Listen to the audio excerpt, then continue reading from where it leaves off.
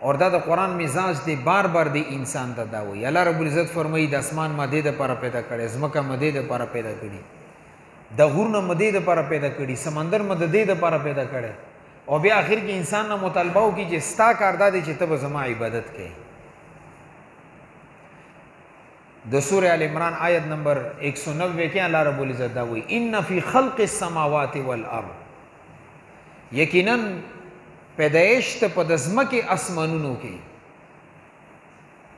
اور مفسرین وی چې اسمان نه مراد ټول رفتونه بلندیانې مراد دي، اور ارض نه مراد ځمکې نه مراد ټولې پستیانې، دا ټولې الله پاک پیدا کړي. اسمانونه الله پیدا کړي، ځمکې الله پیدا کړي. او دا تبلیغ والملګري موږ ته بار بار د دې تذکره هم وایي. او بیا واختلاف اللیل والنهار، د شپې او ورځې کې کم اختلاف دی. یو معنی دغه ده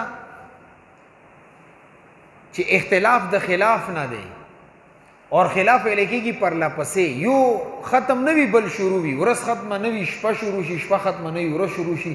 اور دا نظام الله رب العزت چې کله نه کائنات پیدا کړی دا نظام چلیږي، اور دا به وي تر قیامته پورې. اختلاف د لیل او نهار دا معنا ده، یو معنی دغه ده. دویمه معنا دا ده چې نه، الله رب العزت جون جولائی اگست کې ورځې اوږدېږي، اور بیا دسمبر جنوري فروری کې شپې اوږدېږي. د شپې اوږدولو والا ورځو لنډولو والا، یا د ورځو اوږدولو والا اور شپې لنډولو والا ذات صرف الله رب العزت دی. اختلاف لیل او نهار نه یادا مراد. اور یې درېیمه معنا دا ده، موږ چې د کمې دنیا کې پاتې کېږو، دی یو طرف ته هغې ته ویل کېږي قطب شمالي او بل ته ویل کېږي قطب جنوبي. یعنی دا شمال دی دا جنوب دی، بالکل د ځمکې اخري کنارې. هغې کې شپږ میاشتې، بعضې ملکونه داسې چې شپږ میاشتې ورځ وي او شپږ میاشتې شپه وي، لکه ناروې. اوس د شپږ میاشتې ورځ اور شپږ میاشتې شپه، د شپږ میاشتې د شپې او ورځې کې اختلاف راوستلو والا صرف الله رب العزت دی، نه بل څوک نشي کولی. دلته موږ عام نظام کې 24 غنټې کې شپه او ورځ بدلیږي، او چې ناروې ته لاړ شي هلته نظام بدل دی. بیا به ستا ذهن کې دا راځي چې دا خلک مونځونه څنګه کوي. دې ته علماو دا ویلي چې ناروې سره کم نږدې ملک دی چې هلته 24 غنټې نظام صحیح چلیږي، تاسو د هغې وختونو مطابق خپل مونځونه کوئ. روژه به څنګه نیسي؟ شپږ میاشتې څوک روژه نیولی شي؟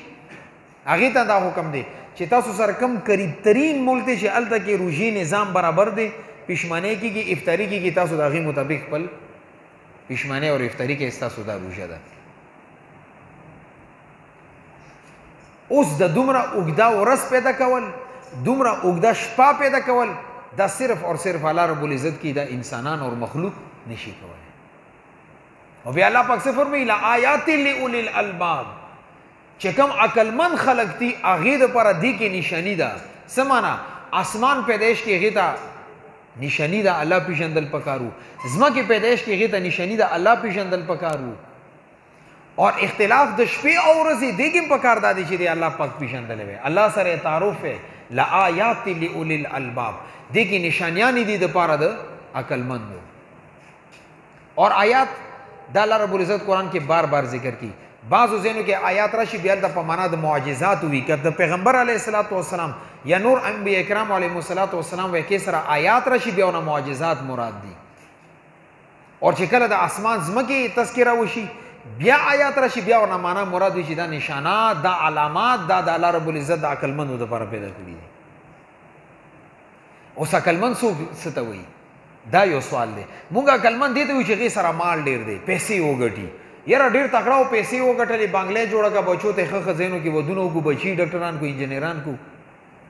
قرآن دې ته عقلمند نه دی ویلي. زمونږ نظریه دا ده یاره بچی کامیاب کو، دبئی ته بوتلو پیسې ګټي.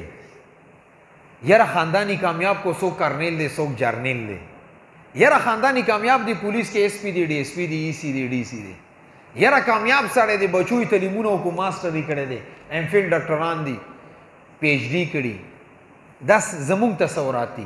قرآن وایي چې نه، لآیات لأولی الالباب مخکې ورسره وي فرمای الذین یذکرون الله قیاما وقعودا وعلى جنوبهم. قرآن وایي چې نه عقلمند دا نه دي چې مال ورسره ډېر دی. عقلمند هغه نه دی چې ای سی ډي سی دی. عقلمند کرنیل جنرال چیف اف آرمی سټاف نه دی، نه صدر دی، نه وزیر اعظم دی.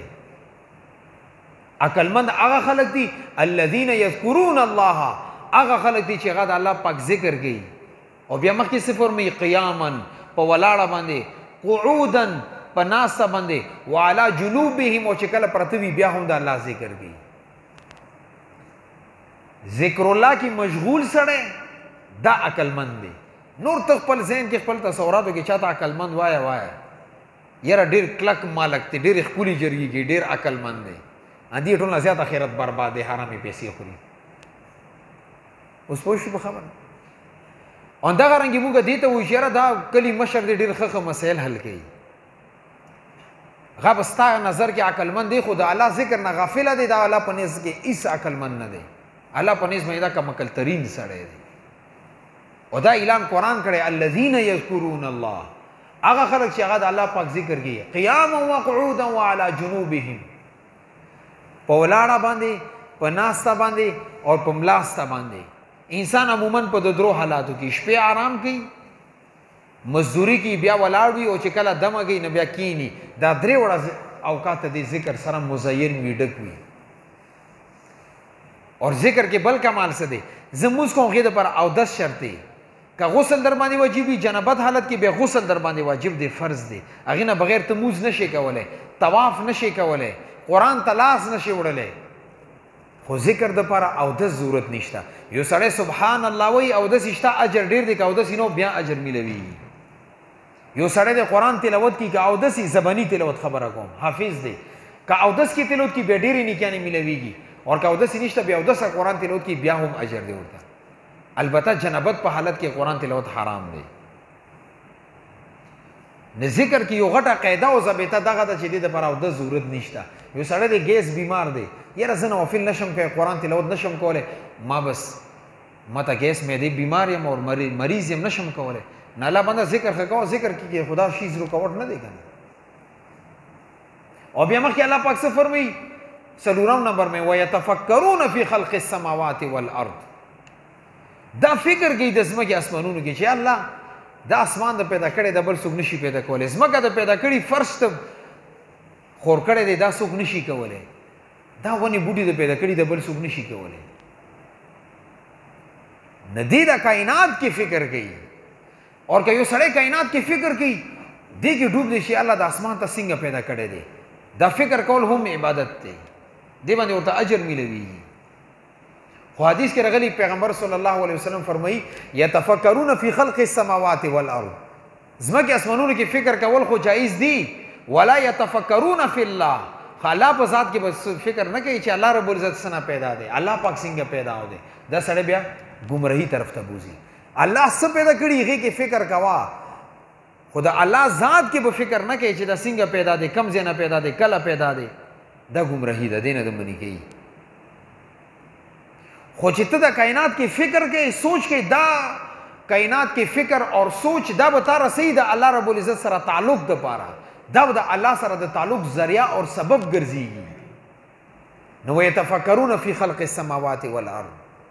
بیا چې کله دا مؤمن، دا هوښیار سړی، دا عقلمند، دا ذاکر، دا چې کله د الله رب العزت په ملاسته باندې، په ولاړه باندې، په ناسته باندې الله ذکر کوي، ځمکې اسمانونو کې غور و فکر کوي، بیا د یو الفاظ د خولې نه وباسي ربنا ما خلقت هذا باطلا. یاله دا تا بې فایدې نه دي پیدا کړي، دا تا بې فایدې نه دي پیدا کړي. ما خلقت هذا باطلا، باطل ویل کېږي هغه شي ته چې هېڅ فایدې نه وي. نه، الله رب العزت اسمان پیدا کړی دا بې فایدې نه دی، ځمکې پیدا کړي دا بې فایدې نه ده.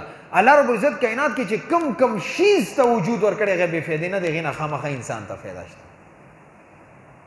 سبحانک، یا الله ته پاکي. بیا د مؤمن دې نتیجې ته ورسېدو چې الله رب العزت هر عیب نه پاک دی. اسمان یې ډېر ښکلی پیدا کړی، ډېر مضبوطي پیدا کړی، خو دا فنا کېږي. ځمکې ډېره مضبوطه پیدا کړي، مونږ بنیاد کوو څومره سړی ستړی کړي. بعضو ځایونو کې نه کېږي، بیا ورته خپاره راولو چې یاره دې سره یې کوو، خو دا فنا کېدونکي ده. مونږه کائنات کې وکتلو ښکلي ښکلي خلک الله پاک پیدا کړي دا فنا کېږي یو ښکلي ښځه الله پاک پیدا کړي دا به فنا کېږي یو ښکلی ماشوم الله پاک پیدا کړی دا فنا کېږي یو ښکلی بلډینګ دی دا فنا کېږي په دې هر څه باندې فنا به راځي کل من علیها فان دا به هر څه فنا کېږي نو سبحانه کې دې طرف ته سې لاړو شي الله دا ټول کائنات په ختمېږي خو ته پاک یې ته به نه فنا کېږي تا ستا ذات ته بقا حاصله ده ازل نه وي ابد به وي همیشه نه وي همیشه به وي فقنا عذاب النار دې مؤمن دې طرف ته ځي چې الله ما د جهنم اور نه بچ کړي ما خو د ستا ذکر وکړو په ولاړه باندې په ناسته باندې په ملاسته باندې او ستا دې کائنات کې مو فکر کړی کیدای شي زما د فکر بعضو ذهنو کې زه غلط کړی وم که ما نه چېرته فکر کې تفکر کې تدبر کې غلطي شوي وي نو فقنا عذاب النار ما د جهنم اور نه وساتي دې نو یو بله خبره هم معلومه شوه چې کم سړی د الله پاک ذکر وکړي الذین یذکرون الله قیاما وقعودا وعلى جنوبهم ويتفکرون فی خلق السماوات والارض دا چې کله دا ټول کارونه وکړي د الله ذکر وکړي تسبیحات وکړي سبحان الله الحمدلله الله اکبر استغفر الله صلی الله علی النبی الکریم درود شریف وکړي استغفار وکړي تسبیح وکړي تهلیل وکړي حوقله وکړي ولا حول ولا قوة الا بالله هغې نه پس فقنا عذاب النار بیا ما الله پاک نه دا غواړي چې الله ما د جهنم اور نه وساتې دې ذکر کې کیدای شي ما نه څه کوتاهي شوي هغه ته معاف کړي جهنم ته مو به ونه ځي دې وجې نه ذکر ځان نه ذاکر سړی جوړ کړي 24 غنټې ستا لاس کې د موبایل په ځای باندې تسبیح وي تسبیح غټه فایده دا ده چې ستا ګوته به وړي ذکر به کوې اور که موبایل در سره وي نه 12 غنټې به ښکته بره روان او 12 غنټې به بیا بره ځای او کله به ښکته ځي دا 24 غنټې به دندې کې تباه و برباد وي او موږ غټ نقصان څه وکړو لاس سمه د تسبیح په ځای باندې موبایل راغلو او هغې زمونږ دنیا آخرت تباه و برباد دا نوجوانی بېروزګاره کو 24 غنټې موبایل ته ناست وي اور آخرت ځکه تر برباد شو چې دې موبایل کې دومره مصروف وي چې ټایم ته وګوري جمع شوي وي بیا چې مسجد ته لاړ شي ځان ته مونځ وکړي بیا بهر بیا لاړ شي بیا موبایل ته کښېني نه دنیا لاړه آخرت لاړه نه دې وجه نه ځان ته ذکر تسبیح والے لاس کې در سره وي 24 غنټې کله خو به ذکر شروع کړي که نه شیخ عبدالقادر جلیلی رحمت الله علیه لاس کې تسبیح وي یو مرید ورته راغلی ورته چې تا ته د تسبیح څه ضرورت دی ستا خو د چې یو عارف دپاره یو بزرګ دپاره کم منازل دي هغه ټول تا توی کړي لطایف ته کامل دي تا خو الله سره ډېر حد درجې کې تعلق دی تا ته اوس تسبیح څه ضرورت دی شیخ عبدالقادر جیلانی رحمت الله علیه ورته وفرمیلو چې الله رب العزت ما ته کم مقام راکړی دی د تسبیح وجې نه راکړی او چې کم شي وجې نه چاته مقام میلو شي هغه نه دي پرېښودل پکار استاد شاګرد باندې محنت وکړي او مرتبې ته ورسي بیا استاد خلاف راپاسي بغاوت وکړي پیر لګیا شي خپل مرید باندې محنت وکړي او ځای ته ورسي هغه د بیا پیر خلاف بغاوت وکړي څه خیال دی پلار لګیا شي زوی باندې محنت وکړي او درجې ته ورسي زوی راپاسي د پلار خلاف بغاوت وکړي دا کیدلی شي نه چې څنګه دا نشي کولی دا غرانګې چې کم شي چې نه ستا زندګي کې انقلاب راشي هغه به هم نه پرېږدي که هغه تبلیغ محنت دی که هغه ته یو صوفي سره تعلق دی که یو عالم سره د تعلق دی یا یو استاد سره تعلق دی چې څه دي خو د دین یو شعبې سره ته منسلک یې هغې کې ستا هغې وجې نه ستا زندګي کې انقلاب راغلی هغې شعبې پسې هغه دغه پسې به بد رد نه وایي هغې سره به وفاداري کوي